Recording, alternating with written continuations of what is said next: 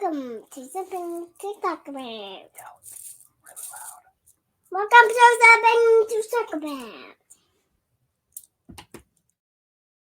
Hi, everybody. Welcome. This is a surprise video on a Friday, but I haven't been doing tournament updates lately because I've been extremely busy. I work in a factory. It's the type of season where we're kind of shut down for summer maintenance, and I've worked pretty much like 3 weeks straight. And the one weekend I had, it was Memorial Day weekend, and I chose it to spend it with my family, and not doing this. I was forced chosen. My wife made me. I'm kidding. No, I like my family, but I figured I finally have a couple days. I have like a day off, and among doing other filming, I will film a tournament update to kind of get me up to speed. But we're still going to be last week short and this week short. So on Sunday, I'm going to get us completely up to speed. So what am I talking about? So tournament update for weeks 9, 10, and 11, right? So then 12 and then 13 is this week. So that will come out on Sunday. I decided to split them instead of doing 4 and then just 1 on Sunday.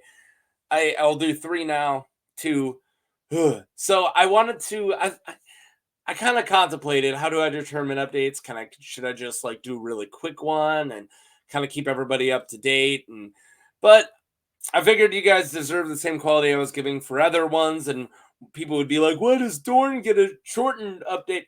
So yeah, man, this is gonna be the same thing. I'm gonna be showing you polls and top comments and everything. So what is this? If you don't know, over the next few weeks, 18 weeks, I'll be doing one poll a day, so a winner of a hypothetical fight can be chosen. I will be doing, you guys know. I'm not going to read this. Pause this if you don't know what's going on. All right, so let's just get to Dorne.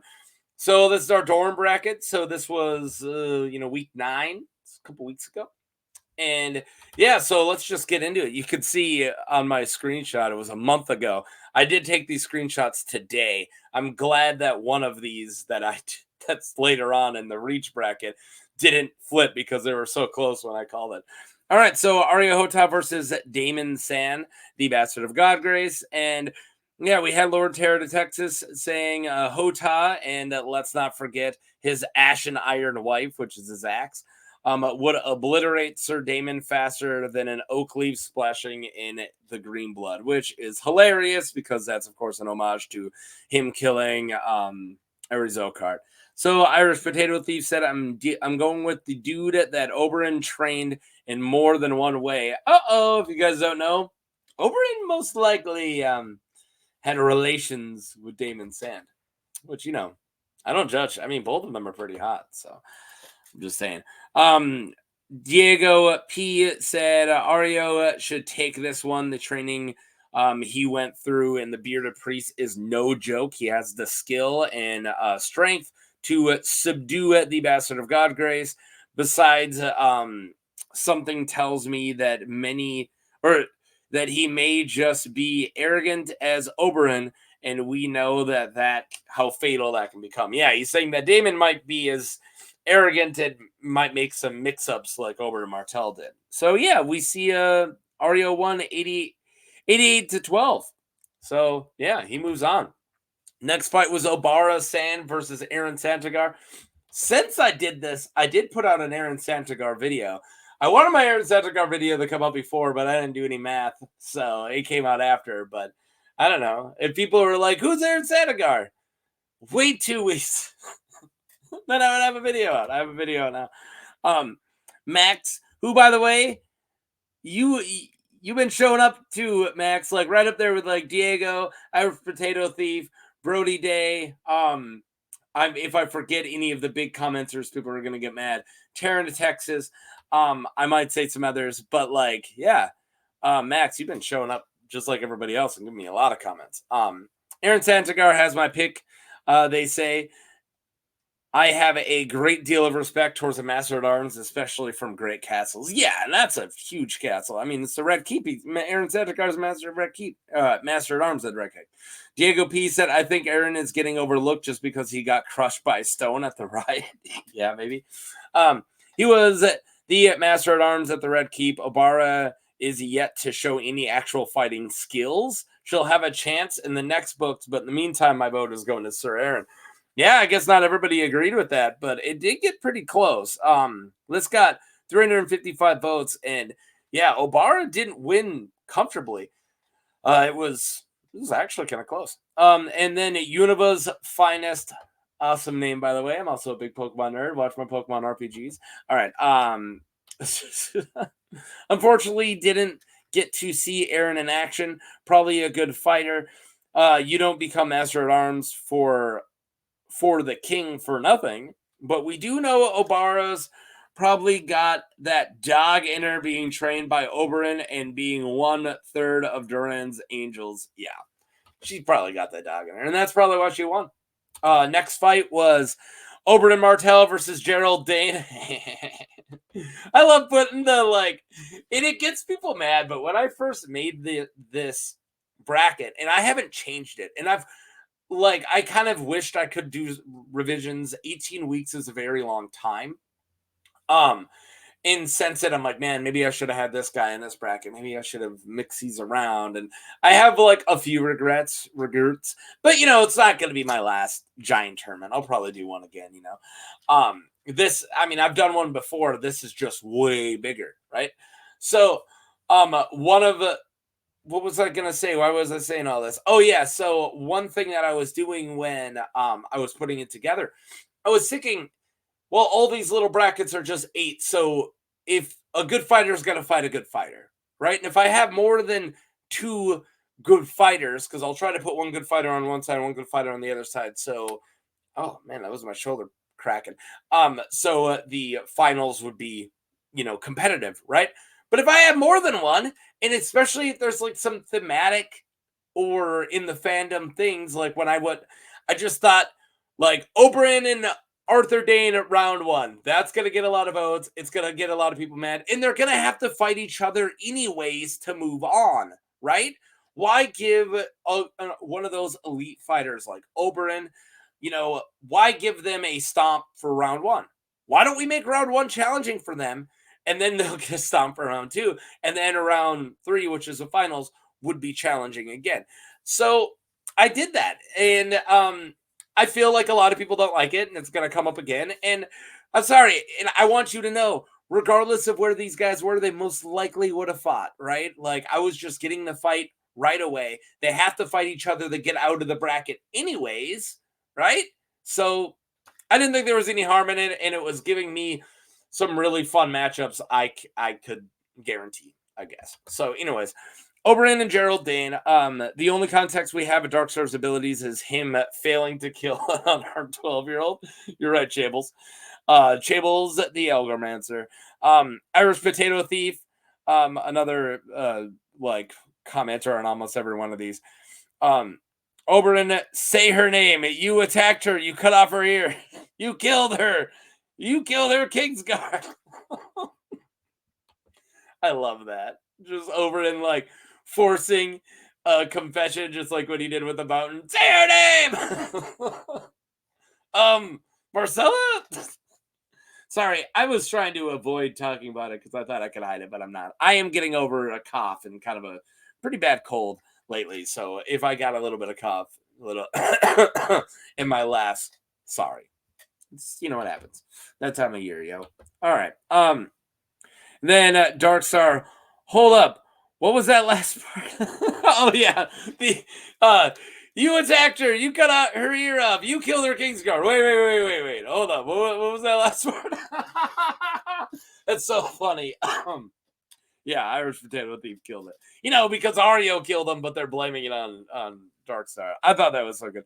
Darkstar was said to be the most dangerous man in Dorne, and he is from House Dane. So yeah, I think that's why the extreme fan favorite Oberyn Martell lost 11% to him. I mean, it's last time I did this, it was Oberyn versus Arthur Dane. It was only 30 something people, so it wasn't the huge one like now. But I mean, there's a good chance it's what it's going to be this time, right? Maybe. But yeah, so knocking Oberyn down at all takes a lot. Sorry about those cops. Yeah. So then we got Archibald Ironwood versus Garrus Drinkwater. I'm going to take a drink of my soda first. Give me a second. So Diego said that's a win for the big man. Drink seems to be pretty good fighter too. Survives a Corsair's attack and the evasion of Astapor with the wind blown and fights off a few brazen beasts. Yeah, he is part of all the same fights that Archie is. So if you guys don't remember Archie and Drink, just listening to my own rules. Drink. He that's a weird joke. They are Quentin Martell's group, right? Part of a Quentin Martell's group that go off to Marine. So yeah. All right. So this guy's point, Diego's saying like Garrus survived just as much as Archibald, right? He's got to be pretty good because they fought a lot of different battles and he made it. So Aegor Bitterstill, what's up? He's another huge commenter. Woo, the Ironwoods. He loves his traders. Anthony Jaw said, isn't it even officially said in the books that Arch is a better fighter than the two? So nothing is official in the books. They're all POV chapters, right? So even if it appears to be in third person, it's from somebody's perspective. And that would be whatever chapter this is. I don't have it in front of me, but that would mean that Barris or Quentin think that. Because if it's in that, like, oh, and he's a much better fighter, that's from their point of view. That doesn't make it true. Possibly it's true. I'm not saying it doesn't. But when people go, hey, it's canon in the books that blah, blah, blah, blah, blah, a lot of those are just opinions, right? We don't know. And also, doesn't that take a lot of the fun out? Is, I'm just going to say football teams here. I'm not saying this is true. But if we know the Bills are a better team than the Vikings, right? Here, it's something that actually happened a couple of years ago. The Bills were a better team than the Vikings, right? Hands down. Vikings won. They're a better team. Absolutely a better team. I'm not going to say they're not a better team, but that doesn't mean that Drinkwater, Vikings in this scenario, can't pull the win off. And at least 16% of people agreed with me there. Sorry, I really feel bad about these costs, but I really want to film and get these for you guys. So yeah, there we go, Anthony Joss. Thank you for the comment. I'm just saying what I already said, but don't let me saying that dissuade you from future comments. All right, Ariota Nobara San. So we made it to the semifinals. Arya 92% over Obara. Jeez. Quick and strong she was. So this is a quote straight from Ario's perspective. So quick and strong she was. The woman was no match for him, he knew. But she did not. And he had no wish to see her blood upon the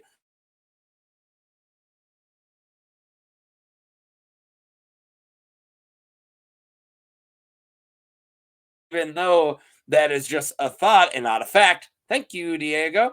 But yeah, bet is on him, is what he's saying. Sorry, I really hope my internet's doing good here. But then Roman Yakiv, I don't know how to say that, Yakov. We never saw neither. I'm assuming you're trying to say either of them fight. Hota executing a wounded Kingsguard on his knees doesn't count. It kind of counts. But Obara is a lot younger and with a long spear, and Oberyn's training would have an advantage. Yeah, absolutely. Not enough to get more than 8%, though. But yeah, I agree. Oberyn versus Archibald Ironwood. Yeah, here's another stomp city from Oberyn. This is what I'm talking about. Then poor Ironwood is all Aegor Bitterstill says. Ryan Williams said, I saw this poll way too early. It is the comeback after some votes dropped. And wow, I agree with the outcome, but the margin is crazy. Yeah, I know. I agree. Green Guts had to be formidable to be trusted to protect the prince. Yep. And then somebody throw it, and Dark King out of nowhere throwing barbs goes, poison is a coward's weapon. Oh, just like a barb for Oberyn out of nowhere. I agree that with Ryan of like, man, I knew Arya was going to win, or Oberyn was going to win because Oberyn always wins. But, like, geez, man, Archibald Ironwood's a beast. All right. Almost done with Dorne. We're a third of the way done. Ario Hota versus Oberyn Martell. Hey, Ario got 23%. It actually kind of surprised me. So the Elgromancer Chable said, I'm voting Ario. He should have a pretty comprehensive idea on how Oberyn operates, where I don't think Oberyn would know what to expect from Ario. That's actually a really good point. Because Ario kind of fits very differently because he was trained in Norvos by the Bearded Priest, opposed to train in Dorne like Oberyn or train in a very more proper Westerosi way, right? So, I agree. Ario chops off Oberyn's arm and leaves him to bleed out. Wow! That is brutal. And then Night Dweller said, Ario Hota folds the mountain in my books. Yeah, a lot of comments after that one where people are like, you crazy. I don't know, man. I don't actually think you're that crazy. I think Ario Hota can beat the mountain. You know what? I'm going to agree with you. But yeah, that's pretty good. All right, that's it. That's Dorne. So let's get to the reach. So we got Loras Tyrell versus Savage Sam, Hyle Hunt versus Mark Mullendor, Eamon Coy versus Parman Crane, and then Randall Tarley versus Garlen Tyrell. So I want to do Tyrell versus Tarley, and then I want to do a Suitors of Brienne fight, and then a Rainbow Guard fight, reach Rainbow Guard members, and then another Tarley Tyrell fight. So let's get to the first. This has to be the first real upset of the entire tournament. I thought Loras was going to make it either out of this or he was going to lose to Garland. I did not think Savage Sam was going to win. This is probably the first actual major upset, I think. And I'm there for it. The reach bracket is probably the bracket with the closest margins, like by far. 43 to 57. Wow. All right, Lower Terran, Texas. All right, this has to be said because somebody's out there and needs to hear it. Savage Sam is going to eat Laura's for breakfast and not in the way Laura's likes to be eaten. Oh my god. All right, and then a name Darkfell, Melkador Darkfell. Sorry. If Sam has Heartsbane, then no contest. Yeah, there's a lot of clout given to. Sorry, I paused and put on a cough drop, trying to save myself from coughing on you guys some more. But a lot of clout is put into any Valyrian steel sword. If there's a person with a Valyrian steel sword, people immediately jump it up. And yeah, Savage Sam being a legendary fighter, knocking down the Vulture Kings, right? Way back in the day, during the reign of like, who was it? Aenys? Targaryen. And he's got, Heartsbane. So a lot of clout gives. You'll just see people whenever there's a Valyrian steel sword in play, people just go, boom, Valyrian steel sword. What else? And, it's hard to argue. Lawrence isn't even the best between his siblings. I find it hard to compare the two. Yeah, that's pretty funny. KD, you kind of nailed it there. It makes me think of that Beatles quote. It was either John or Paul. I can't remember which one. But like right when they're on top of the world and they were the most famous band in the world, right? And somebody goes, do you think that Ringo is the best drummer in the world? And one of them goes, he's not even the best drummer in the Beatles. One of my favorite quotes of all time. And yeah, it's like he's not even the best Tyrell. He's not even the best knight in the Tyrells. Yeah, Savage Sam though, I love that Savage Sam got that win. It's super cool. All right, Hyle Hunt versus Mark Mullendor. Look at the monkey. Look at the little monkey. I'll cover Mark Mullendor eventually. Trust me.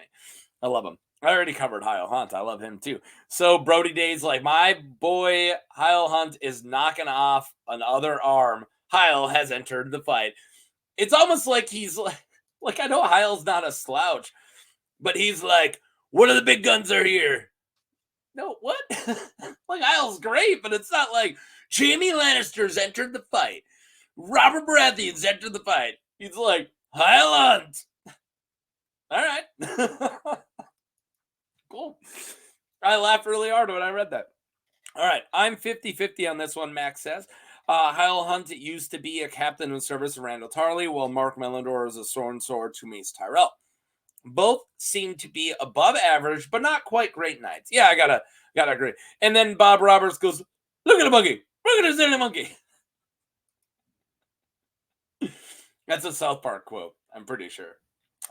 During the Johnny Cochran's Chewbacca defense. Look at the monkey! Look at the monkey! This is Chewbacca. All right, this is the closest match of the entire tournament so far, and holy shamola, was it close! Parment Crane just barely beating Emin Coy. It was my Rainbow Guard match, and holy crap, really close. So somebody said, oh yeah, so I wish I knew how to say your name. I feel like a jerk. Corriente Rivers. I keep the way it says in the chat. If I click, I can see like a more comprehensive. Maybe I'll do that before the next one, because if you keep commenting, I want to actually say your name, because you leave good comments. That's why they make it on here. Sorry, I don't know how to say that name. I'll go with Coy. At least we've seen him fight. Basically was dueling to a draw with Brienne when Catelyn hit him up over the head. Yeah, that's a good point. With an iron brazier. If Brienne could beat a wounded dog, well, that's show. Somebody goes, whoa, that's show. But yeah, still. Or a like wounded Jaime, although I won't call Jaime wounded, he was just impoverished. Coy could too? Question mark. Yeah, maybe Coy's up there. He doesn't win this fight, but maybe Coy's closer to Brienne than people would think. And then there's Parman Crane, Irish Potato Thief said, as a major fan of purple and a handlebar mustaches. Yes, I agree. I'm going with the dude currently chilling in the High Garden cell. Yeah, Parman Crane. And then Sir Bobbert Ross, nice name.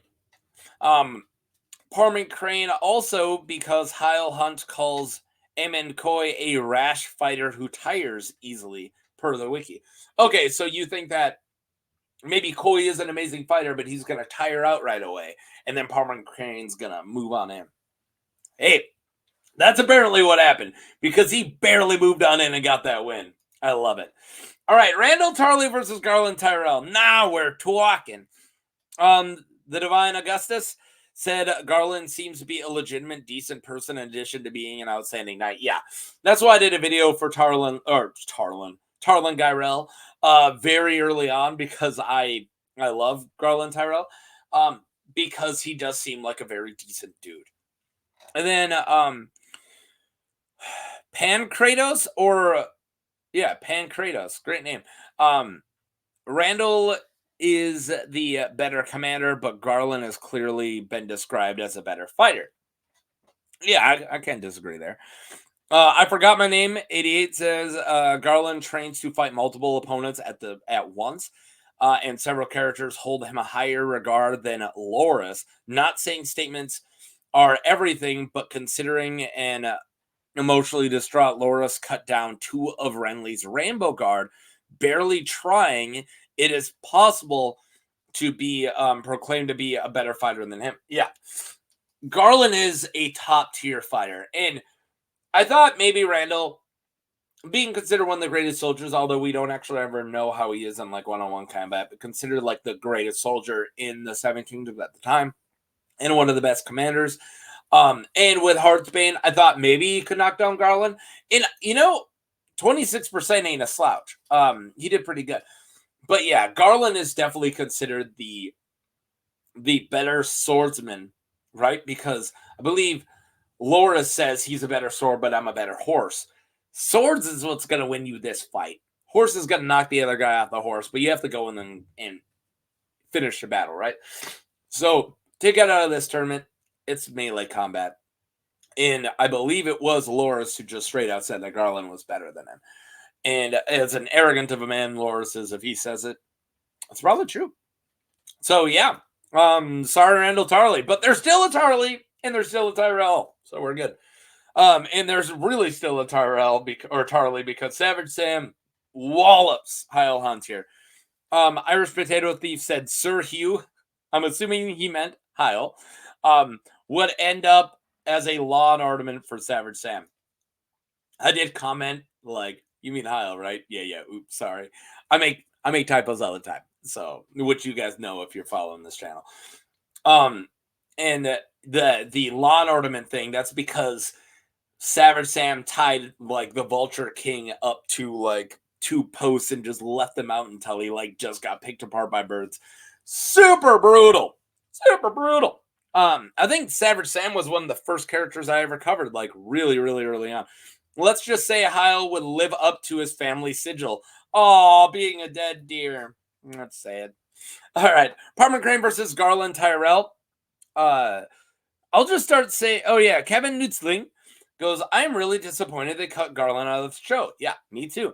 He had a great deal of chivalry, but also he has the pragmatism and real skill to back it up.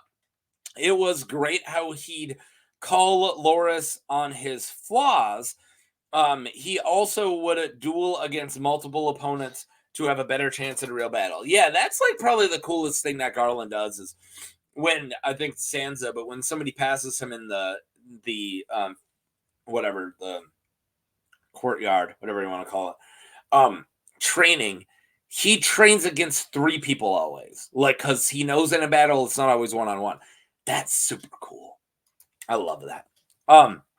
Grant Campbell, the Crane would get absolutely marked by Garland. Yeah, for sure. And then we got Lord Terran of Texas saying Garland Tyrell for sure. Parman Crane sounds like combining a karate move with Parmesan cheese. Parman Crane. I'm assuming he means like what? Like crane stance. Sorry to do that.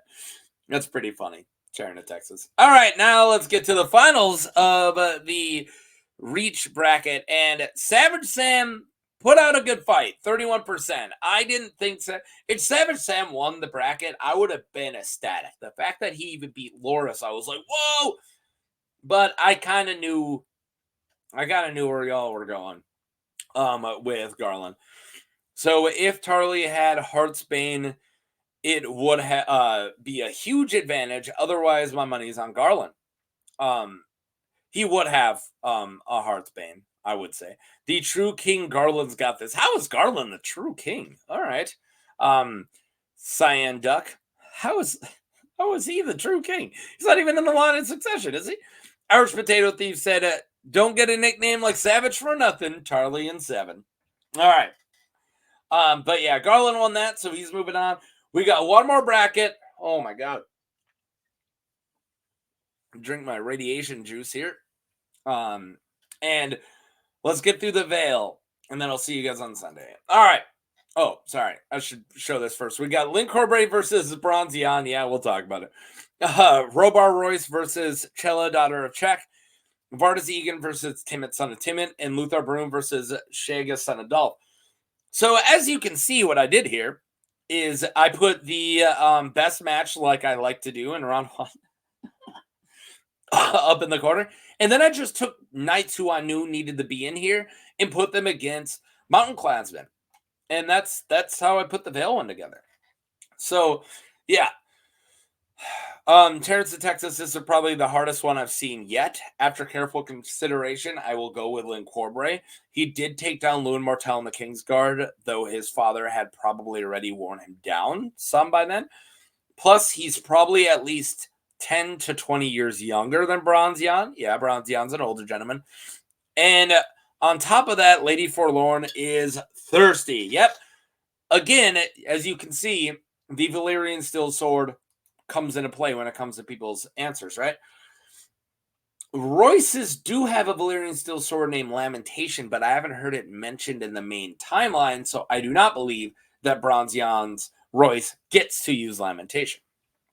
And then Brody Day says Bronzion can 2 versus 1 Eddard in Sir Roderick Cassell, which I forgot about. That's awesome. Lord Royce is winning this. That's really cool. I'm glad somebody brought that up.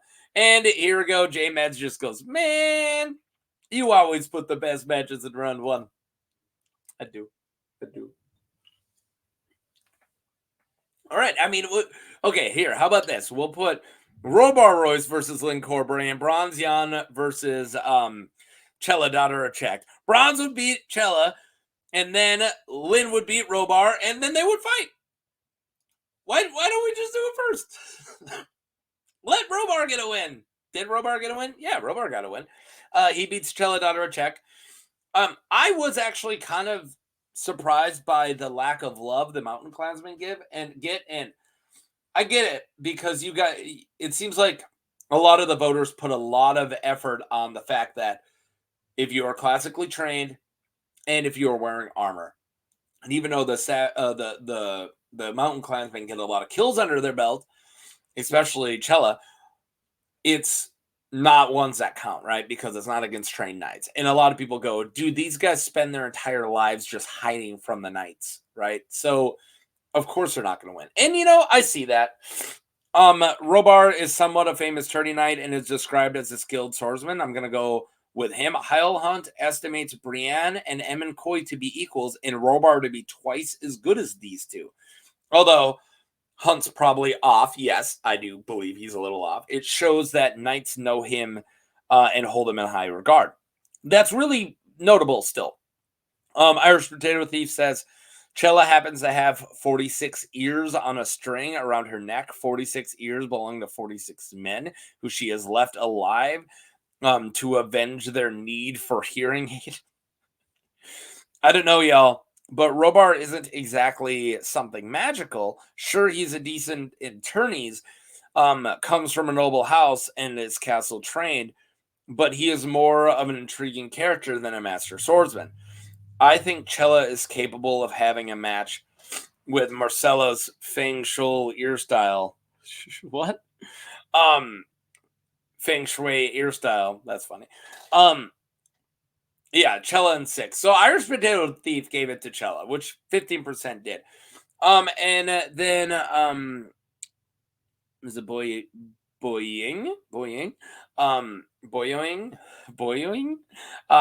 She spent her whole life hiding from Royces. Yeah, you got a point.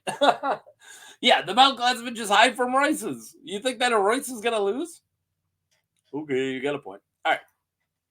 Now we got another classically trained knight versus a Mountain Clansman. So Diego P says, I'm changing my vote to Vardis. I didn't remember he was a little old when he fought Braun, so I have said kind of put these guys in their prime. And that Lysa made him duel with another sword. Someone mentioned John's ceremonial sword, so it's a sword that he's not familiar with. The books mention how he looked uncomfortable wielding it. And lastly, fully armored, I don't see him losing to a not proper trained guy. See, that's what I'm saying. A lot of people toss the armor as a really important thing, and being properly trained is very important. And then our Roman Yakiv said, Timit is very young and savage, but without proper training, I don't see him being fully armored captain of the guard. Even Braun struggled with him and almost lost. My money is on Egan. So yeah, Egan didn't win, but came pretty close with 34 to 66. Flippin' Flitz, great name. I think Vardis wins this. He would fight with plate in superior weapons, and it seems a skilled fighter who was wasted by the most goated Lord of Stokeworth. Yeah, Braun's great. So yeah, Timid Son of Timid actually won, but it did seem like a lot of, especially the chat, was more vocal on Vardis Egan, and more people just voted Timid Son of Timid. So yeah. All right. Match 4. Sorry about my cold, guys. Lothor Brune versus Shaga, son of Dolph. Good job, Brune. Barely. Brune will be in armor. He'll win. See what I mean? Lothor easily wins this. He's extremely capable warrior. Sorry, that was T. Longstaff said that. Then Max says Lothor easily wins this. He's an extremely capable warrior who has proven himself in battle where he's cut his way through 50 men men-at-arms and defeated 3 knights, including John Fossaway, who is a great knight. We see him in the Hands tourney, and he's a good jouster as well. Yeah, Lothor Brune's awesome. I forgot my name. Since Shaga is a seasoned warrior in a massive mountain, I forgot the other guy even existed. Well, no one else did. Well, not no one else did, but a lot of other people didn't, because Lothor Brune actually wins and then kind of goes on here. So yeah, Lothor Brune, of course, Peter Baelish is kind of like right-hand man, his other right-hand man. And really great fighter. Just his exploits at the Battle of the Blackwater, I think, will forever push people on Lothor Brune being like a complete, like, don't mess with Lothor Brune, yo. So yeah, and Timon son of Timon, or I mean, sorry, Shega son of Dolph. I voted Shega because he takes 2 giant axes in a battle, like 2 armed axes. You want to hold like this? He has one here and one here, and he's dude. He might not be trained, but you get hit by one of those, even in armor, you're probably dying or getting severely injured. So I thought Shaga was gonna win, but just barely did Shega not win. I thought Shaga, whatever you want to say, I thought he had a big chance of actually winning this tourney, and he lost in round 1. Poor guy. All right, Lynn is killing another Royce. Kevin says Loras cuts Robar down fighting in a mad fury. Lynn is a cold, calculated fighter who has killed a King's Guard in his youth and knows war. Robar has little chance of survival here. And then Firecat says Lynn Corbray, no questions. Irish Potato Thief said Lynn may be the benefactor of something called reputation when he fights. but he is still extremely skilled. Valerian still cuts very cleanly, as we know. And in this situation, you have 2 similarly sized and equipped fighters, but Lynn is a much more experienced, having fought in actual war and running around with sword capable of adding some extra red to Robar's armor. I think there is one outcome. Robar puts up a decent fight and ends up slain by someone with a clear edge over him. Yeah, you're not gonna beat Lynn Corbray. I'm sorry, but Lynn Corbray's Lynn freaking Corbray, right? And yeah, people are like, sorry, Robar, you're just another Royce for him to kill today. All right, Timon son of Timon is the only mountain clansman to make it to the round 2, and he got beat by Lothor Brune. Dude, Univa's finest nailed it. I laughed out loud. 2 words: depth perception. Which is just a reference to Timon missing an eye. And I know because I wear glasses. But the reason I do is this one, right? You can see it's way thicker than this one. I am blind in mostly just this one eye. I'm blind a little in this one, but mostly in this one. And I got crap depth perception. I've never really been able to do sports or anything. Because I have awful depth perception. It probably is why I read so not great either, right? So, man, Timon, I feel you, dude. You lost your eye? Oh, man. Of course, he's not blind in that eye. He's just missing it. Maybe I would have done better if I just didn't have that one. All right. I'm just kidding. Universe Finest nailed it. I kept a lot of comments here because I was laughing pretty hard. So, Max said easy Lothor win. Timon shouldn't have gotten through Vargas Eden. Yeah, he's like, dude, he shouldn't even made it to this round. Irish Potato Thief says, didn't think I'd end up being a Lothor truther. Lothor Brune truther. But if he could take Shaga, he could take Timon. He has a habit of turning warriors into apple pies. Well, a lot of apple jokes. This is all apple jokes. Lord Taryn, Texas says, Lothor Brune eats Timon's apples. Schnapples. All right, and then Brody Day goes, another one for the apple eater. And then Diego P said, man, Brune mistook this mountain clan's folk for Fossaways, didn't he? Yeah, he chopped his way through 2 mountain clansmen.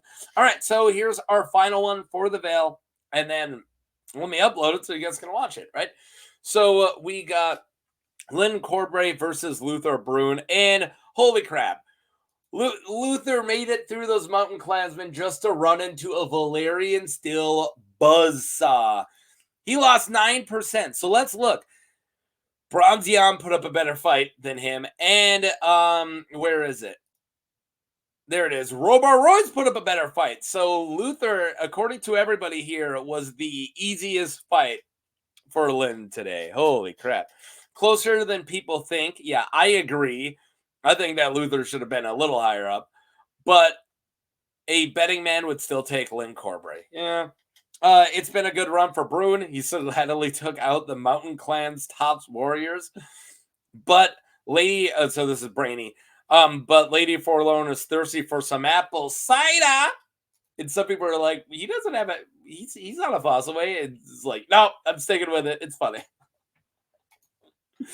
He just beat up Fossilways. All right. Ryan Williams said, currently hiding in a bathroom on vacation to catch up. I'm pleased with the outcomes. No further questions. Man, I feel that. You know how many times I've been with the in-laws and I'm like just watching YouTube in a bathroom or something? I got stuff I gotta do. I gotta vote on these polls. Oh man, Ryan, that was great. Okay, there you guys go. So let's look at the playoff update. So this is just updated to these ones. It's not updated to now because we do know the winner of the Stormlands, and in 2 days we'll know the winner of the Riverlands. So this is just coming out right when I'm done filming this on Friday. So yeah, Grey John going against Mance Raider. Arthur Dane going against Corn Halfhand, Smiling Knight versus Duncan the Tall, Victorian Greyjoy, Jaime Lannister, Oberyn Martell versus Garlen Tyrell. That's an amazing fight there.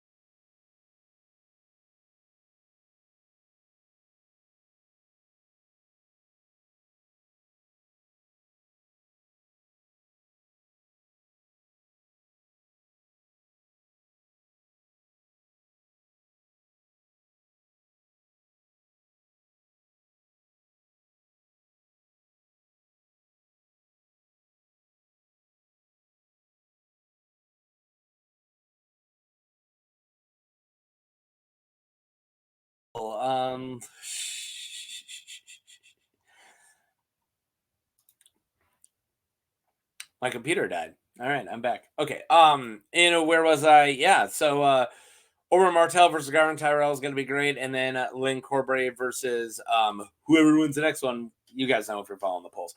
But yeah, thank you for watching. Click like, subscribe, all that stuff, and yeah, let me upload this right away and get this out to you guys. I'm excited to then be fully caught up Sunday. Got 2 weeks to do. All right. Thank you guys and peace.